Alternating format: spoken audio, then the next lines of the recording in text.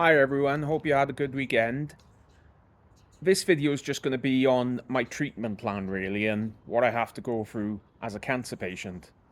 So, following diagnosis, as I mentioned previously, I was rushed into an operation fairly sharpish within 2 weeks, had a brain operation, and the tumor was debulked as much as possible.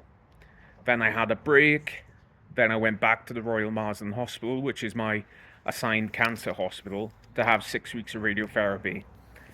For radiotherapy, the process of making the mask, I had to have a mask because I have a brain tumor.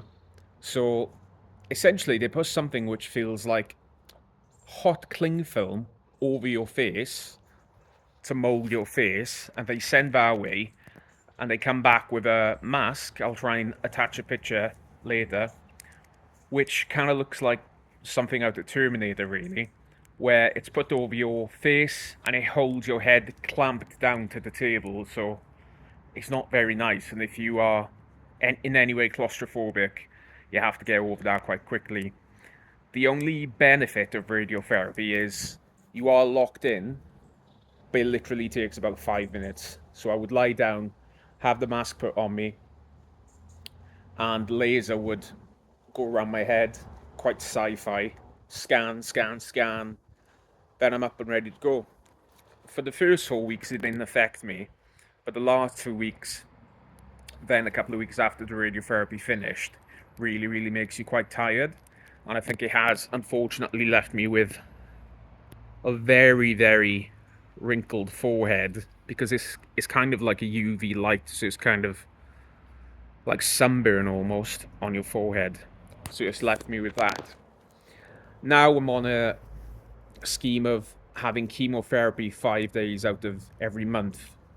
I've currently had this type of chemotherapy for 6 months, and today I'm going to start my 7th month out of a 12-month cycle. So essentially 1 calendar year. I'm just going to show you the tablets I have to take. So the actual chemotherapy tablets is this one. I'll try and say it right. Temozolomide. Yeah, temozolomide. This is the actual chemotherapy tablet.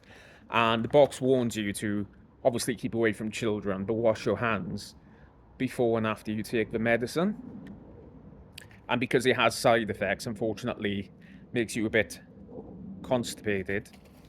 They then give you laxatives, which are the diacetyl, so I have to take those as well. And finally, it does make you quite queasy. So these are quite strong anti-sickness tablets, which I think are pronounced ondansetron.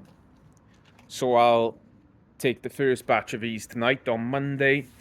Take them before you go to bed so you can try and sleep off some of the sickness.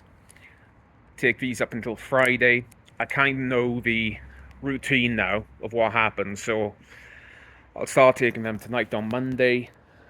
By Wednesday, I'll start to feel a bit tired, lose my appetite a bit. And then on Saturday, that tends to be where I'm at my worst. Very, very tired. But the anti-sickness tablets make you feel tired as well, so it's difficult to know whether it's the chemotherapy or the anti-sickness tablets making you sick. So I'll be ill over the weekend. Then by Tuesday next week, I'm kind of coming out of it.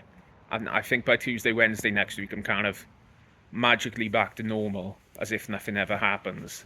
It's kind of a weird process because I feel much better now the cancer's being treated than I did before we found out I had a brain tumour.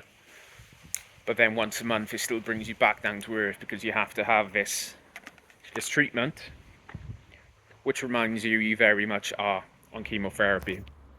And I spoke to my doctor today, and she said something quite good in that everybody's cancer journey is different. Even if someone else had the same type of cancer as me, they could be older, the chemotherapy could affect them worse, their blood count could be very different, they would have to stop chemotherapy for a couple of months. So I think it's important to remember it's very good to sympathize, but if you're speaking to someone else who's had cancer, you can't just assume because you've got cancer you're on the same page. Every cancer is different. It'll affect you in very different ways, and it all depends on how far it's spread in your body as well. So I hope that was one of the more informative videos, definitely about the medical, technical side. I'll try and put a photo of the mask I would have to wear in radiotherapy as a picture, because I haven't quite worked out how to share the screen yet whilst I'm doing the video. So I hope you have a nice week. See you later.